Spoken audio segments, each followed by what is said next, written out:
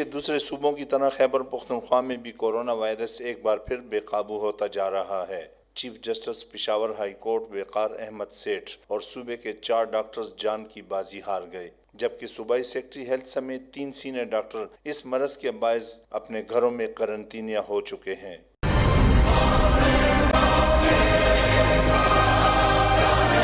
تمام تر کوششوں کے باوجود ایک بار پھر سر اٹھانے والی وبا کورونا وائرس سے مقابلے اور اس کے سدباب کے لیے صوبائی حکومت نے نوٹیفیکیشن جاری کر دیا ہے، جس کے مطابق تمام بازار، پلازے، شاپنگ مالز، ہوٹل، بیکرز، شادی ہال، بیوٹی پارلرز اور حجام رات 10 بجے بند ہوں گے۔